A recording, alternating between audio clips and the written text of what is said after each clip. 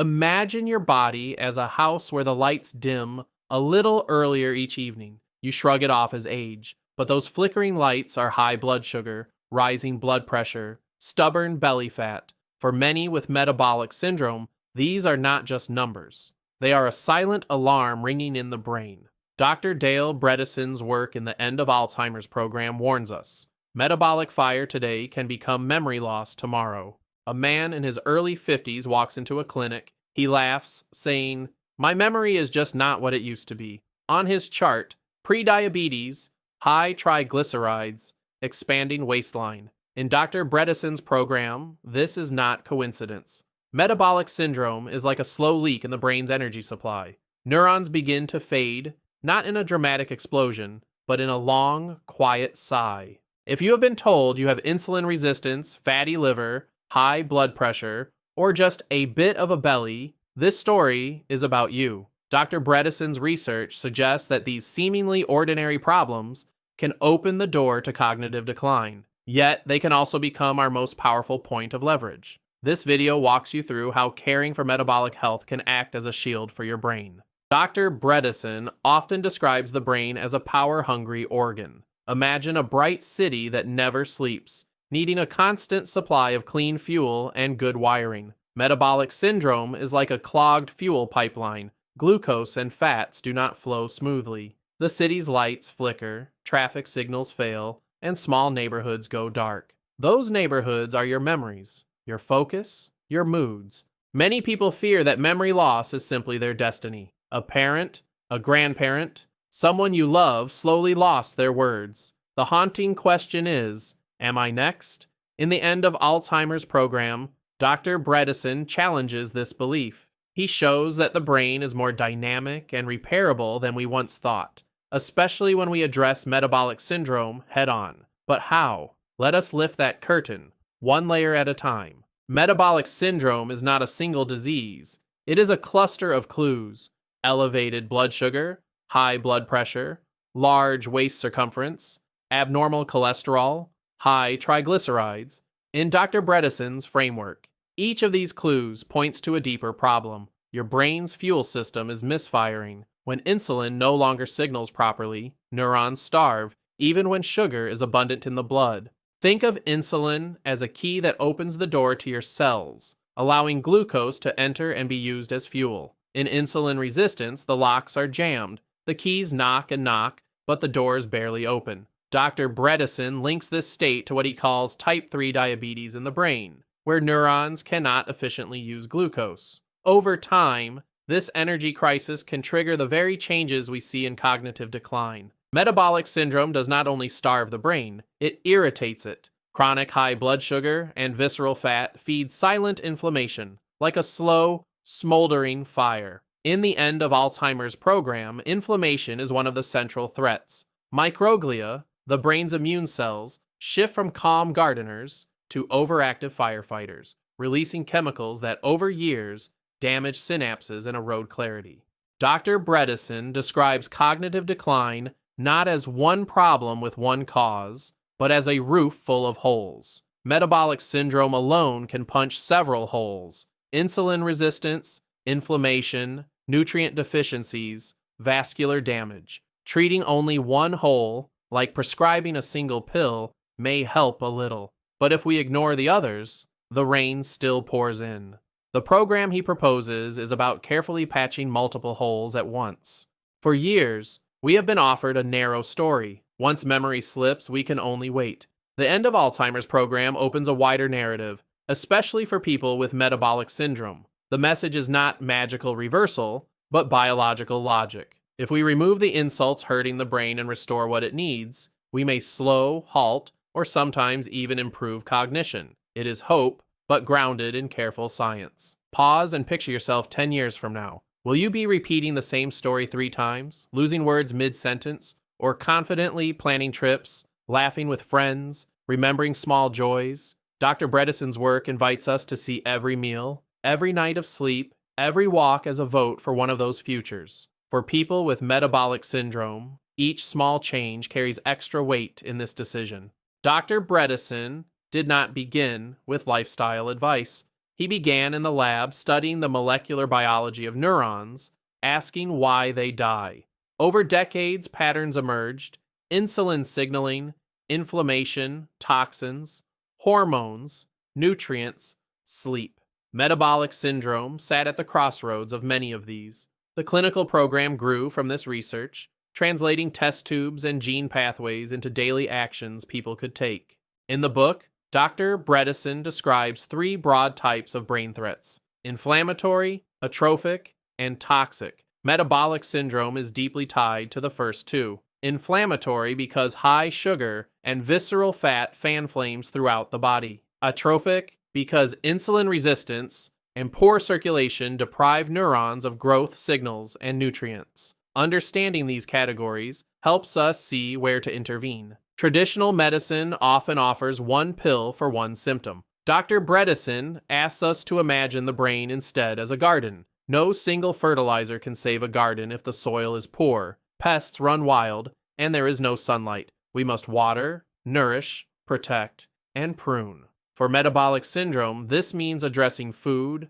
movement, sleep, stress, and more. A tablet has its place, but it cannot replace the gardener. Every sharp thought, every remembered name relies on synapses, tiny connections between neurons. In the end of Alzheimer's program, blood sugar control becomes one of the guardians of these connections. Frequent spikes from sugary drinks or refined grains act like mini-storms, battering vessel walls and nerve cells. Gentle waves of steady glucose, in contrast, allow synapses to repair and strengthen quietly.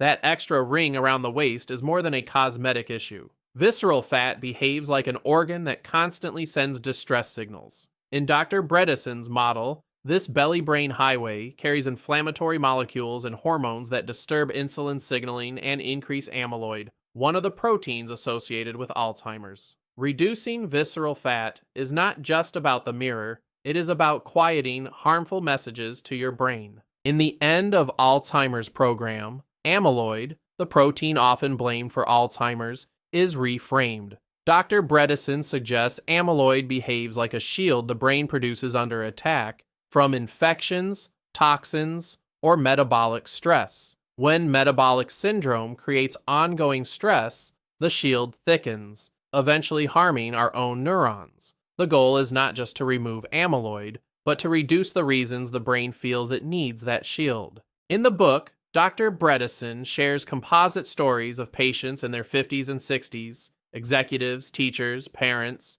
who found themselves at the edge of losing their independence. Many shared one feature: metabolic syndrome. They forgot meetings, got lost driving routes they once knew, misplaced familiar words. Their journeys through the program reveal a powerful message. The edge is not always a cliff.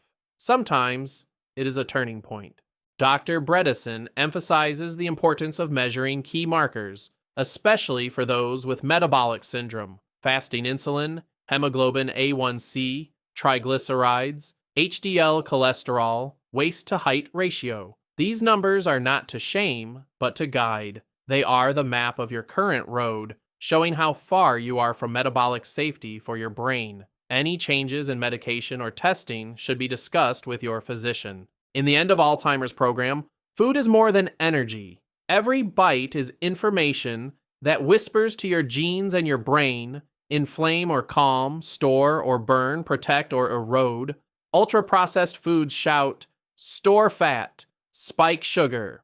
Whole, colorful plants, healthy fats, and clean proteins gently say, repair, balance, remember. For metabolic syndrome, food becomes your loudest daily message to your neurons. Dr. Bredesen introduces a nutritional pattern called KetoFlex 12/3. It is plant-rich, low in simple carbs, with healthy fats to support gentle ketosis, and a daily fasting window of at least 12 hours, with the last meal 3 hours before bed. For many with metabolic syndrome, this pattern helps steady insulin and provide the brain with an alternative fuel: ketones. Any major dietary shifts should be made in partnership with your doctor. When insulin resistance limits glucose use, the brain can feel like a car starved of gasoline. Ketones, produced when we burn fat, become a cleaner alternative fuel. Dr. Bredesen's program uses mild nutritional ketosis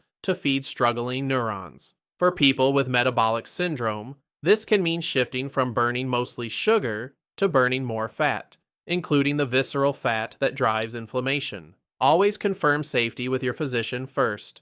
In Bredesen's approach, fiber-rich vegetables and low-glycemic fruits are not decorations. They are tools. Fiber slows sugar absorption, feeds beneficial gut bacteria, and reduces inflammation, critical in metabolic syndrome. Picture fiber as speed bumps on a sugary road, preventing dangerous spikes from slamming into your bloodstream and brain. The more diverse your plant foods, the richer your internal pharmacy becomes. For years, many with metabolic syndrome were told to fear all fats. Dr. Bredesen distinguishes damaged industrial oils and trans fats harm the brain, but omega-3s, olive oil, avocados, nuts, and seeds support membranes and reduce inflammation. Think of healthy fats as the insulation on your brain's wiring. Without them, messages leak and spark. With them, signals travel fast and clear. Neurotransmitters, the chemicals that carry thoughts, are built from amino acids and protein. In the end of Alzheimer's program, adequate clean protein is essential. For people with metabolic syndrome, balancing protein intake helps preserve muscle, improves insulin sensitivity, and provides raw material for brain repair. What matters is quality: fish, pasture-raised eggs, legumes, and other minimally processed sources. One simple but profound tool in Bredesen's program is a 12-hour overnight fast. For many with metabolic syndrome, constant snacking keeps insulin high and fat locked away. Allowing a nightly break lets insulin fall, fat burn, and cellular cleanup, called autophagy, quietly begin. It is like closing the kitchen and sending in the night crew to repair the restaurant before morning service. Always follow fasting plans with medical guidance, especially if you take medications. Dr. Bredesen advises finishing your last meal at least 3 hours before bed. Going to sleep on a full stomach pushes your body to digest instead of repair. For those with metabolic syndrome, late-night eating especially worsens insulin resistance and reflux. Allowing a gap before sleep lowers nighttime insulin and supports deeper rest, both crucial for memory formation and brain detox. Every time your muscles contract, they release chemicals called myokines that improve insulin sensitivity and calm inflammation. Dr. Bredesen weaves regular movement into his program as a non-negotiable. For metabolic syndrome, walking after meals, strength training, and gentle aerobic activity act like prescriptions that lower sugar and protect vessels feeding the brain. Always consult your physician before starting new exercise routines. Loss of muscle is not only about physical weakness, it undermines metabolic health and brain resilience. Bredesen's program stresses maintaining or rebuilding lean mass, especially for those with metabolic syndrome. Muscles act like storage tanks, soaking up glucose without demanding much insulin. Simple bodyweight exercises or resistance bands, under proper guidance, can become quiet guardians of your future independence. It may feel too simple, but a daily brisk walk can act like combined therapy for mind and metabolism. In the end of Alzheimer's program, regular aerobic exercise improves blood flow, boosts BDNF, a growth factor for neurons, and lowers insulin resistance. For those with metabolic syndrome, a 20 to 30 minute walk most days can gradually change lab numbers and quietly change the brain's destiny. Bredesen dedicates entire sections to sleep because night is when the brain performs its most delicate work. During deep sleep, the glymphatic system washes away waste, including amyloid. For people with metabolic syndrome, sleep apnea, frequent urination, and reflux often fracture this process. Assessing sleep quality, treating apnea, and creating bedtime rituals become as vital to brain health as any medication.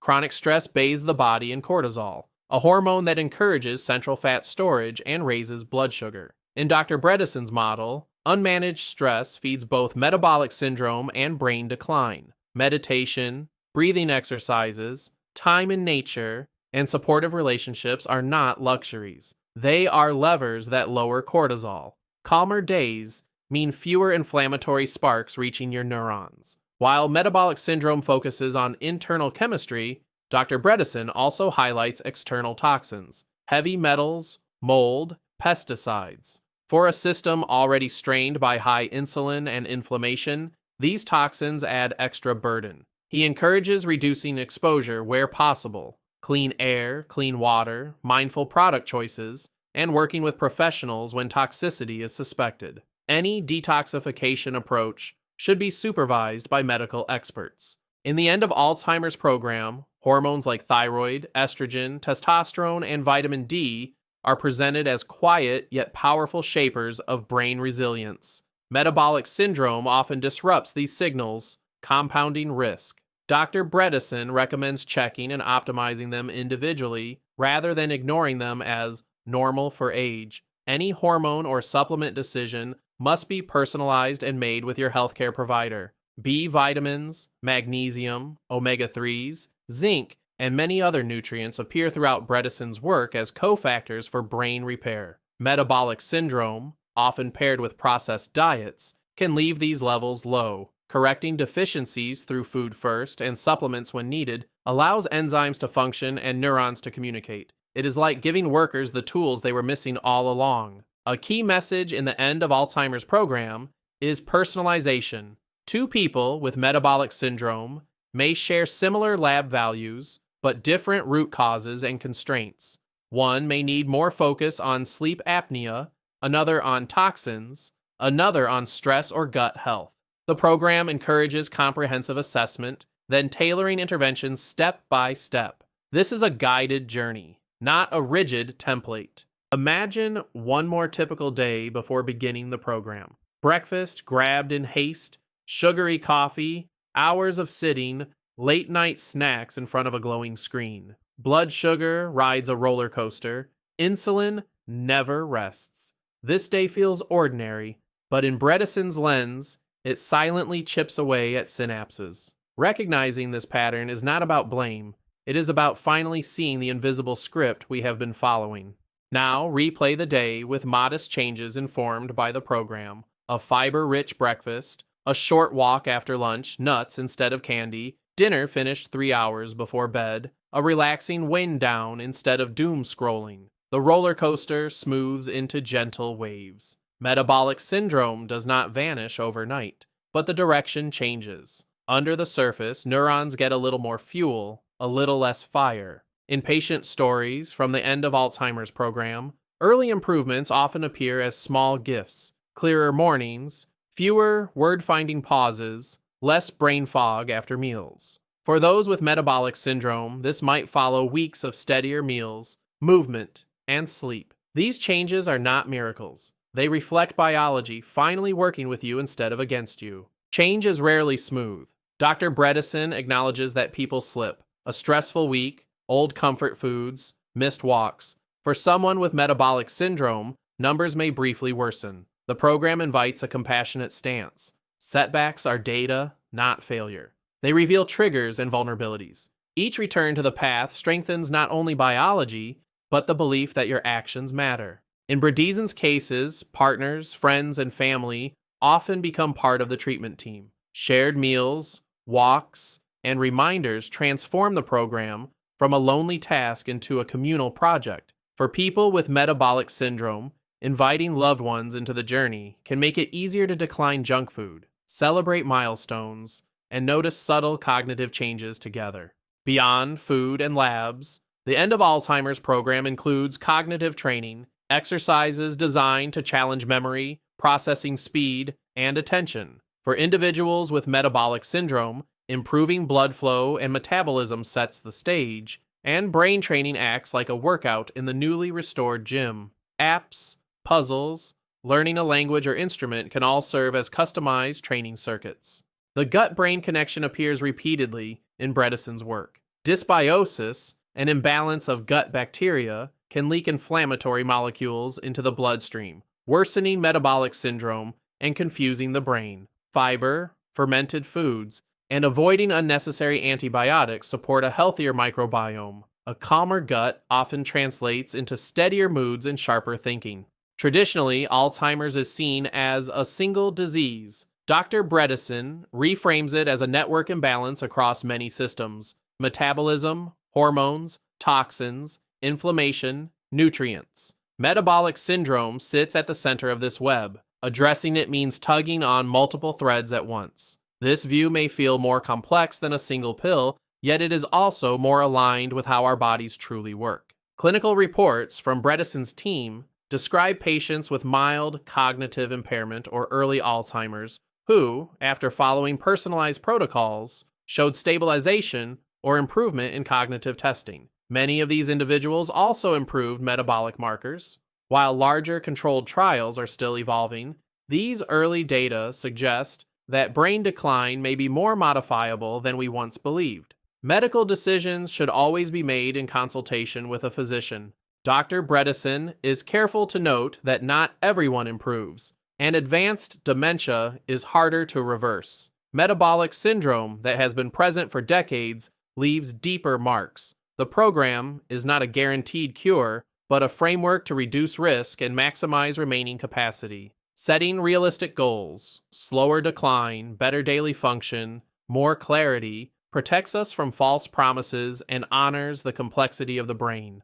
Because the end of Alzheimer's program touches medication, lab testing, fasting, and supplements, Dr. Bredesen repeatedly urges collaboration with healthcare professionals. For individuals with metabolic syndrome, adjusting diabetes or blood pressure medications while changing diet and exercise must be carefully supervised. Your physician, nutritionist, and possibly a cognitive specialist can form a coordinated support team. If this feels overwhelming, Dr. Bredesen recommends starting with a few concrete steps. For someone with metabolic syndrome, 3 powerful beginnings might be: stabilize meal timing with a 12-hour overnight fast, add a 20-minute walk most days, and remove one major source of refined sugar. These are not full solutions, but they begin to turn down the metabolic fire that threatens your brain. Always check with your physician before making significant changes.